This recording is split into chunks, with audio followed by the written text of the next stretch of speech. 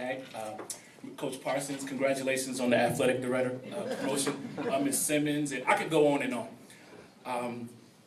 You know, when I was at Spalding, Ms. Marr was always like a mother to me, treated me like a son. I remember a particular conversation in her office. I was saying, Ms. Marr, you know, 4 minutes in between classes, that's just not enough time for me, you know. Ms. Marr, you know, I'm a personable guy. I like to stop and talk. I like to, you know, to at least take a bathroom break. You know? And she looks at me with this straight face. Derek, do you need a spanking? I'll call your mother right now. Okay, Ms. Marr, I won't be late. But for those of you I haven't met, to piggyback on Mrs. Marr's introduction, I went to Spalding and graduated in 2006. Then I attended the United States Naval Academy and graduated in 2010. I feel very fortunate to have attended Archbishop Spalding High School. I'll never forget my first visit to Spalding. As many of you know, I grew up in PG County, like Ms. Marr said. I went to Suitland High School my freshman year. It's about a 45-minute commute each way. So I remember my mom and my dad, we saddled up and we were taking the car to Spalding. And 15 minutes into the ride, my mom's like, not happening, way too far. I'm like, well, come on, just give it a chance. 30 minutes into, I know you're not going there. But what do you know? 3 years later, I was fortunate enough, and I did graduate from Archbishop Spalding. And my parents feel like it was one of the best decisions that they've ever made for my life. And I think there were numerous reasons why they decided to send me to Spalding. The first would definitely have to be a positive environment. I told my mom the story when I shadowed one of the basketball players, and I told her, Mom, that after school, he wanted to take me to get something to eat. And I forgot my book bag in the cafeteria. I said, hey, man, 1 second, let me just get my book bag. He's like, don't worry about it. Your book bag will be there when you get back. I said, wow. That's true. Thank you. But I promise not to be before you long.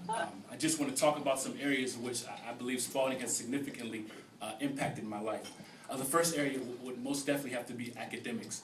For many of you know, Spalding's academic program is college preparatory classes.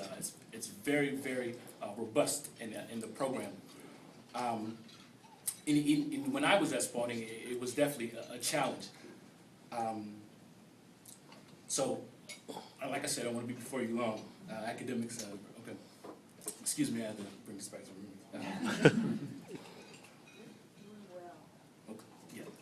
Okay, so prior to transferring to Spalding, like Ms. Marr said, I always had made good grades. My father instilled in me, he said, you know, if you want to play basketball or any type of extracurricular sports, you have to make honor roll. So I made honor roll. But when I got to Spalding, I felt that it was time to raise the bar, raise the standard a little bit, and really push myself, because I had never done that before. So as Ms. Marr said, my sophomore year, I set the goal to make all A's. And my whole sophomore year and the majority of my junior year, I had made all A's. But then, as you know, senior year came around, and Mr. Hundram, senioritis hits me. I got a few B's, but I was still able to graduate with pretty high marks here. And I definitely couldn't have done it without the great support system here, the faculty. And I truly believe this is my family. And this foundation, my academic foundation, was laid here at Spalding as I came to the Naval Academy. As Ms. Marr touched on it, the critical thinking skills, me being able to regurgitate information and study habits were all instilled and laid here at Archbishop Spalding. The next area I would definitely have to talk to that impacted my life significantly would be the athletic arena.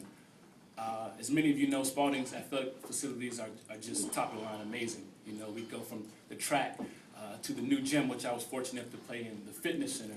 I remember even coming to a football game a couple years ago, and I see this big jumbotron. I'm like, whoa, am I at an NFL game or a high school game? But it's just amazing that they support their student athletes and all this. I also read recently that they have a full-time athletic trainer and strength and conditioning coach, which is amazing, because Mr. McBride and TJ made me take sports medicine class to learn how to take my own ankle. I'm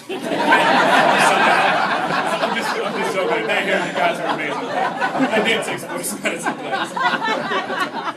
But then to piggy after athletics, it would definitely have to be my spiritual growth, which is definitely key to me. If I take it back to the first, my religion teacher, Mr. Brady, is in the building. Oh my God, this guy is amazing. Of course, he went to the Naval Academy many moons ago. I'm just joking, Mr. Brady. But just the numerous talks we had, his mentorship to help me come to the decision that the Naval Academy and is a great place, and as I go travel around the world to read my Bible, know that my faith is what's going to get me through those hard days. I appreciate that, Mr. Brady. Then we take it to his son, the young Mr. Brady, who introduced me to FCA, Fellowship of Christian Athletes. Wow, amazing. You know, I love to golf and to play basketball and all the different sports, but when we would get into young groups and discuss the biblical topic for today, and just to hear young people with their spiritual and how God has affected them, it was just truly a worthwhile experience that I'll never forget. So thank you, Mr. Brady. And then finally, she's not here today, it broke my heart. Miss Mayers, our campus ministry teacher here, just one of the most beautiful spirits in a person you'll ever meet. Truly was like an angel to me. I mean, whenever I need to talk about something in basketball, my senior year, she was always there, ready to talk. And I'll never forget a particular conversation. I tell her, I'm like, hey, Miss Mayers, I worship in D.C. I'm thinking about taking some of my basketball team brothers to play back to church on Sunday.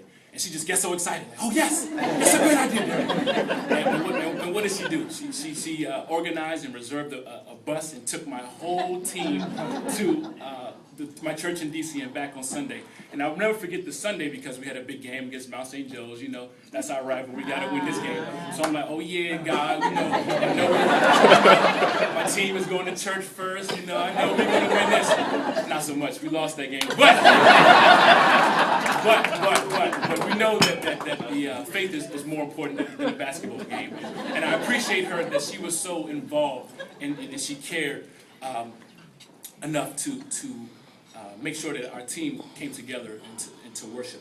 But also in the athletic arena, as Ms. Marr said, I was recruited by schools to play basketball. And I even read recently that you guys had over 40 athletes in this last year's class of 2011 that are going to commit and play sports at any colleges or universities. That's an amazing statistic. And I'll never forget that, as Ms. Marr said, at first they were like, Naval Academy? I was like, no, Navy, not doing it. But everyone said great things, and Mr. Ray, and I finally decided to come, so I had to take it to my second mother, Ms. Marr, like, hey, Ms. Marr, what do you think? What I should do? She's like, no! I don't want you to go to war. No! I'm like, Ms. Marr, I think I'll be good. I'm on a ship. I'll get to see the world. I think it'll be good for me. She's like, okay. So I had to tell my coach, like, hey, coach, my principal, I value her opinion. She's not feeling it. You got to sell it to her like you've been selling it to me. So we all meet in the office, and he sells it. She asks her questions, and finally, she gave me her blessing. And that just meant a lot to me, Ms. Marr, that a principal of a school, and it's one student, she cared about my future, my whole being, and the decisions that would make that affected me outside of Spalding. And I can never repay you for that. Thank you, Ms. Marr.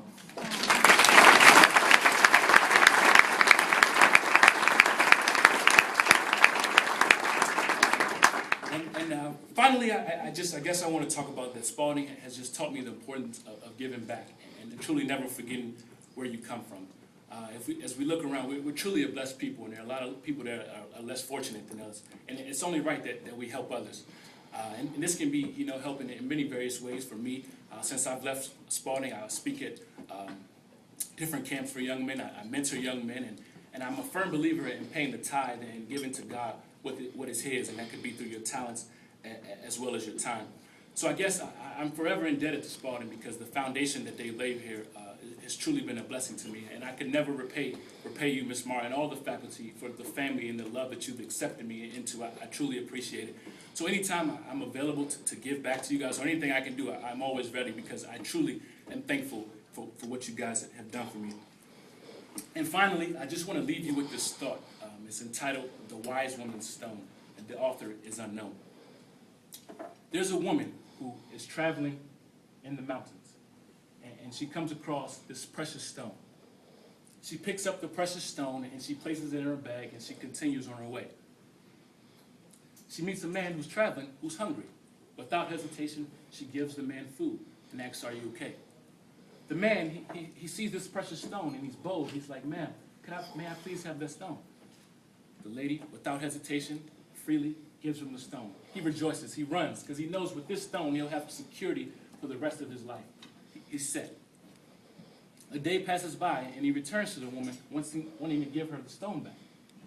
And he says to the woman, please take this stone, because I want something that you have that's way more precious than this precious stone. So she stops and thinks to herself. She's like, what could I have